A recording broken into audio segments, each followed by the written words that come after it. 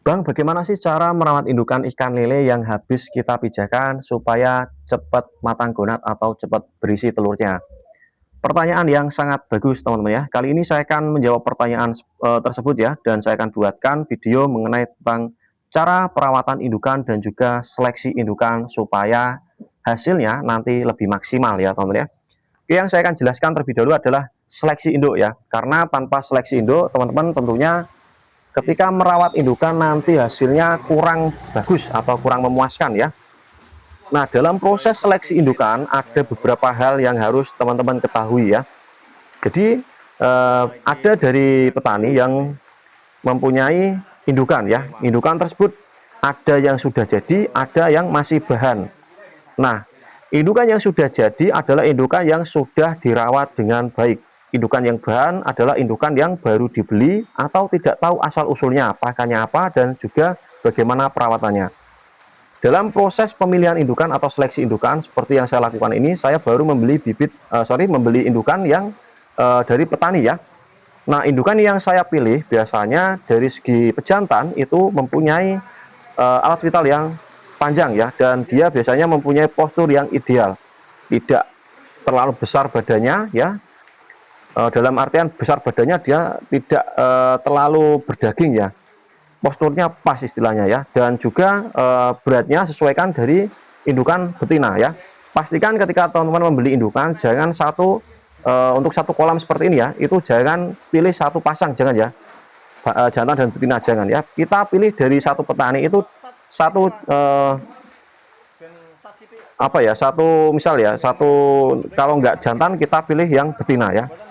Misal saya ini di kolam indukan ya, ini saya memilih indukan yang jantan, saya pilih khusus yang jantan, saya ambil jantan semua ya. Tapi kalau saya pilih yang betina, betina semua. Teman-teman jangan memilih dari satu genetik yang jantan dan betina, jangan ya, nanti akan merusak dari genetik tersebut, akan menjadi cacat ya. Tidak jarang dari sobat petani pemula tidak mengetahui apabila indukan yang satu genetik itu bisa merusak kualitas larva ataupun ikan lele ya.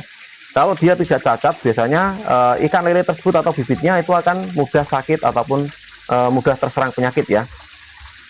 Nah, dalam proses pemilihan indukan, teman-teman harus tahu bagaimana cara pemilihan indukan yang benar ya. Selain dari genetik yang harus kita ketahui, pemilihan indukan ikan lele kita ketahui dari segi kelamin ya, dari segi postur ya, usia, dan juga berat. Nah, usia yang ideal adalah dari 1 tahun ya, 1 tahun sampai 2 tahun, itu sangat bagus sekali ya. Nah, lalu untuk berat kita pilih yang berat minimal sekitar 9 sampai 1 kilo, biasanya itu mulai sudah bisa kita pijahkan ya, walaupun ada yang memakai 8 on ya. Tapi banyak dari petani yang bilang indukan yang ideal itu dari 1 kilo ke atas ya, dari 1 kilo ke atas, 1 kilo 1-2 on ya, teman-teman pilih sendiri. Nah, ini kembali ke pemilihan indukan yang ada di kolam ini ya. Ini yang saya pilih adalah pejantan ya, dan berat yang saya pakai adalah sekitar 1,5 sampai 2 kilo ya. Nah, untuk pemilihan pejantan kalau bisa pilih yang agresif dan juga mempunyai alat vital yang panjang ya, jangan sampai yang bengkong ya. Ini tidak bercanda teman ya, ini saya real berdasarkan pengalaman saya di bidang budidaya ikan lele ya. Jangan pilih yang alat vitalnya bengkong, jangan juga yang pendek ya, pilih yang panjang, runcing ya, dan juga bagian ujungnya kalau bisa yang merah ya. Tentunya yang pilih yang agresif. Nah, untuk yang betina, kita untuk betina tidak terlalu signifikan dalam pemilihan ya, tidak terlalu detail, cukup kita pilih yang tidak cacat saja, dan juga posturnya karena telurnya itu ada yang memanjang, ada juga yang membulat bagian perutnya ya. Teman-teman silahkan pilih sesuai yang teman-teman sukai aja ya. Kalau berat teman-teman, kalau dari pejantannya itu mungkin ya 1 kilo 2 on, betinanya kita pilih yang 1 kilo kalau bisa ya, selisih 2 on ataupun 3 on ya, ataupun sama juga nggak apa-apa, yang penting pejantannya jangan sampai terlalu kecil ya, paling nggak setara lah ya, seperti itu teman ya. Nah, kita kembali ke pembahasan cara perawatannya ya. Perawatan indukan ikan lele kita bisa lakukan dengan cara sederhana. Kita bisa memakai pakan pelet ya, itu yang biasa dipakai oleh petani. Pelet yang biasa dipakai adalah min 1, teman-teman catat ya, ini yang tanpa obat ya teman-teman ya, min 1. Nah, kita berikan pakan pada indukan, kita kasih 1 hari 2 kali ataupun 1 kali, nggak apa-apa ya, karena indukan tidak perlu apa ya, untuk push, istilahnya apa ya, push berat badan enggak, atau push daging enggak ya. Indukan itu kita fokusnya pada produksi telur, jadi kita tidak perlu untuk yang namanya memberi makan terlalu sering, tidak ya. Nah, untuk teman-teman selain dari pakan pelet, teman-teman bisa memberikan pakan misal contoh ya, sejenis hewani seperti seafood, keong ya, ataupun proses pemberian pakan ya, udang ya, katak sawah, itu pakan-pakan yang cocok, pakan alami yang sangat bagus sekali, rekomendasi untuk indukan ikan lele. Ataupun cumi ya, itu juga sangat bagus sekali ya, apabila dekat kongsi ada cumi-cumi yang reject ya, limbah cumi ya, itu teman-teman bisa beli, dan ataupun udang-udang reject kepala ya, itu bisa kita berikan pada indukan ikan lele.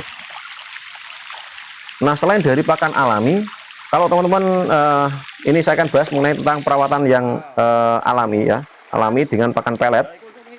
Ini biasanya membutuhkan waktu 1 sampai 3 bulan ya, proses pengisian telurnya. Nah, kalau teman-teman menggunakan obat, ada obat ataupun probiotik ataupun suplemen ya istilahnya ya, itu kita bisa mengisi telur ataupun merawatnya itu dengan jangka 1 bulan ya, 1 sampai 1,5 itu sudah berisi, dan paling lama sekitar 2 bulan itu kalau musim berdiding paling ya. Nah, dalam proses perawatan yang memakai suplemen ini, itu yang saya pakai adalah Prolis ya, Prolis, produk dari Semarang ya, dari Bapak Muklis ya. Itu kita bisa bibiskan dengan pakan min 1 ya, dan kita fermentasi sampai kurang lebih sekitar 1 hari minimal ya, baru kita berikan pada indukan. Dalam proses pemilihan indukan ini teman-teman ya, kita memang benar-benar harus diperhatikan, mengingat apabila kita asal dalam proses pemilihan, itu bisa berakibat fatal pada hasil produksi nanti ya, ataupun hasil pemijahan nanti ya. Semisal contoh, saya memilih indukan yang tidak sesuai ya, contoh ini ya. Dari yang pejantan yang tadi yang saya bilang, dia mempunyai kelamin pendek ya, dan juga betinanya mungkin normal. Besar kemungkinan ketika saya memijakan itu akan terjadi gagal, atau ikan mungkin sering loncat ya, ataupun mungkin akan berantem saja.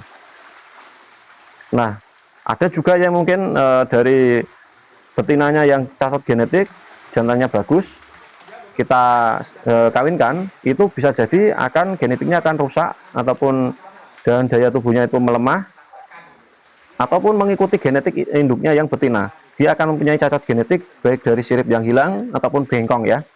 Teman-teman hindari pemilihan indukan yang tidak sesuai ya, pilihlah indukan yang sesuai yang saya sampaikan tadi.